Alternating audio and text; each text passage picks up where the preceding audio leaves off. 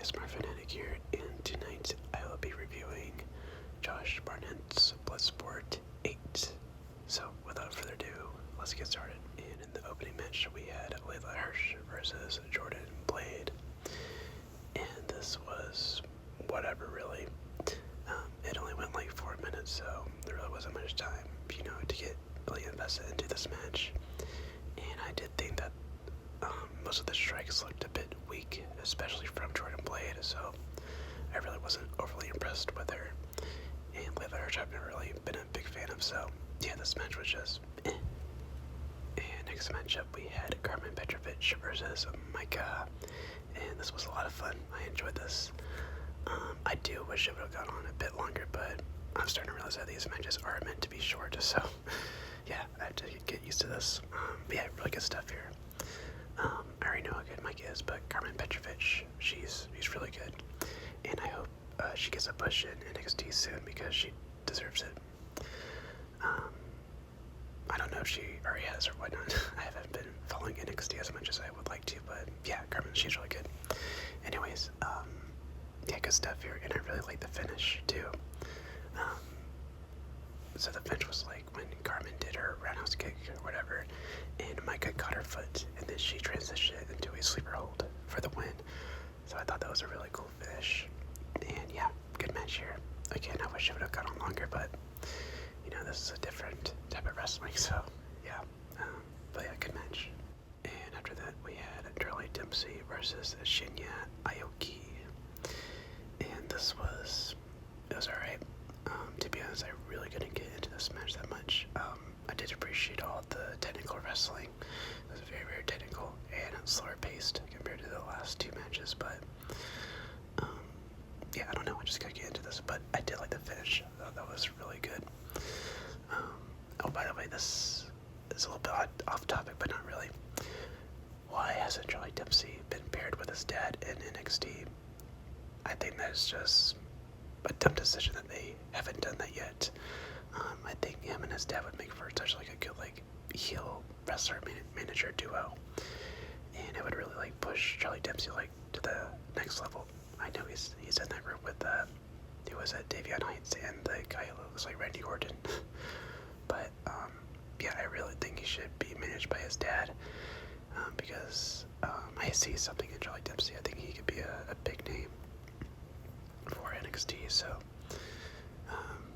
yeah. Anyways, like I said, this match was alright.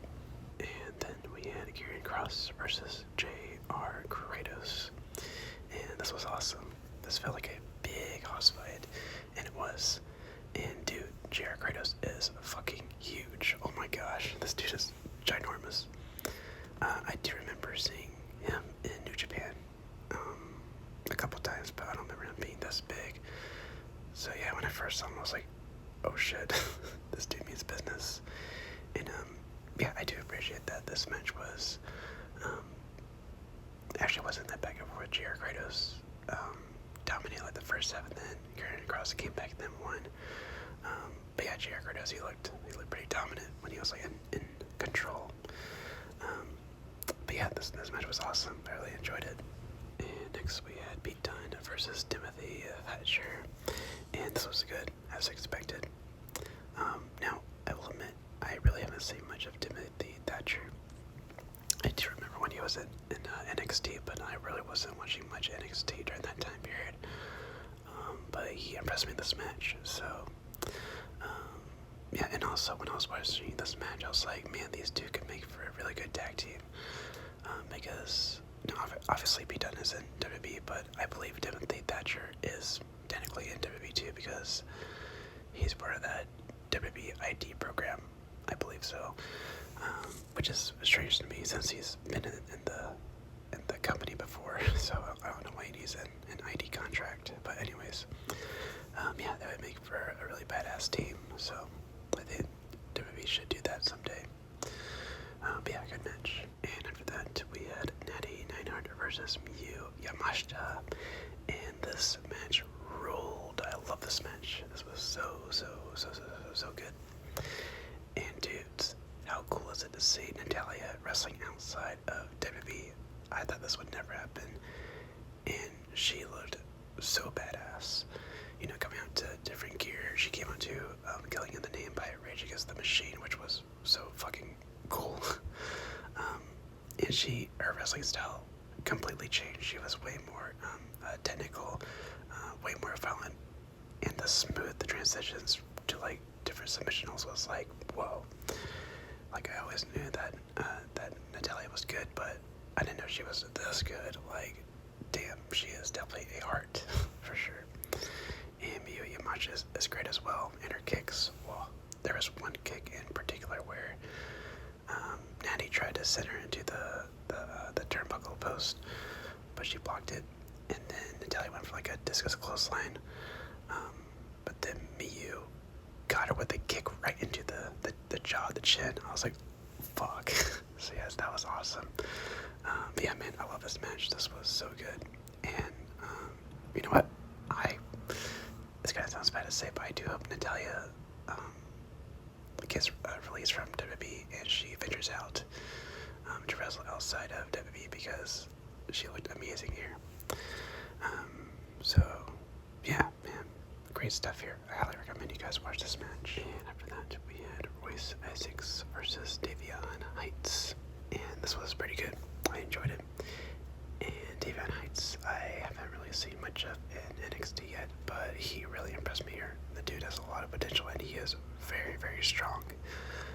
He was throwing around Royce Isaacs like he was nothing. So yeah, really impressed with him. And yeah, man, a pretty good match. I liked it.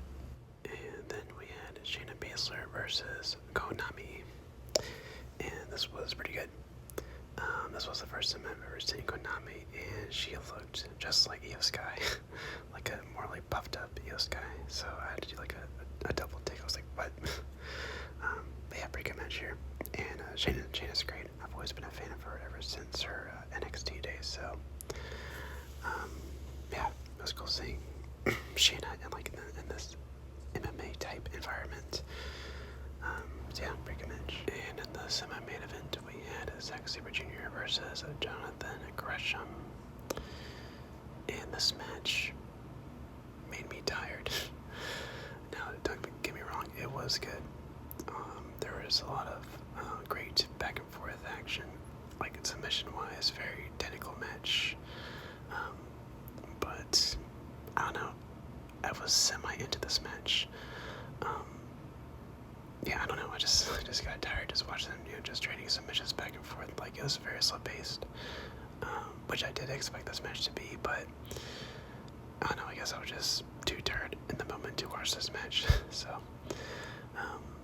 but yeah, and also I'm really not the biggest Jonathan Gresham fan.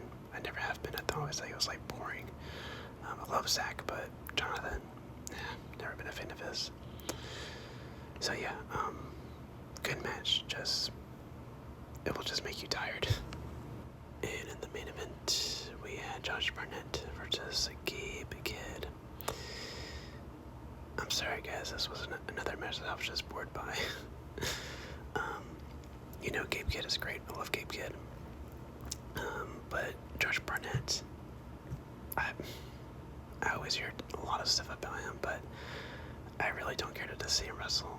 I know he's an MMA fighter, I believe. And he does wrestling, but I think this was the first Josh Barnett match I've ever watched, and I'm just not impressed. He's out of shape. He moves pretty slow. Gabe Kidd, it looked like he had to carry the match. So I don't know. That's probably why I wasn't into this, because of Josh Barnett. But yeah, like I said, Gabe Kidd is great. I love him. Josh Barnett, I do appreciate that he put together this show and the passion that he has for wrestling, but I just don't care to see him wrestle. So yeah, this match, just meh. And that will do it for my review of Josh Barnett's Bloodsport 8. And all in all, this was a fun show, even though I thought the last two matches were boring. They almost put me to sleep. This was enjoyable. It was a nice change of pace from the usual wrestling, that I watch, from WWE and New Japan, all those other promotions. So yeah, I really appreciate this MMA type style, like submission, technical type wrestling. This was a lot of fun. Match of the night easily goes to Nattie Neidhart versus Miyu Yamashita. I love that match. It was so badass. But yeah, like I said, fun show. All in all, I would probably give it a 7.5. I know it might seem low, but I enjoyed it. I had fun with it. And I really love the presentation of the show. You know, they use like rock music. They like do like video packages for like each match, I believe, or some of the matches. And I really loved all the WWE wrestlers on the show. There are quite a bit. I mean, were there 1, 2, 3, 4? Were there 4? I think there were 4 WWE wrestlers, which was really cool to see. And it is still shocking that Natalya was on the show. Never would I have thought that she would make an appearance outside of WWE. So yeah, so cool. And yeah, that would do it for this review. As always, if you guys enjoyed, and let me know in the comments down below what you guys thought of Josh Barnett's Bloodsport 8. And yes, I will be reviewing WrestleMania 41. I was gonna say tomorrow, but as you guys know, I do live in Japan, so the time zones are very different, and I am very busy during the week. So the WrestleMania review might be a tad bit late. And I'll do like a separate night review, so night 1 review, night 2 review. So I might get night 1 review out tomorrow maybe, and night 2 will probably be a little bit late, but I'll be sure to get those out to you guys soon. So yeah, with all that being said, this has been the ASMR Fanatic signing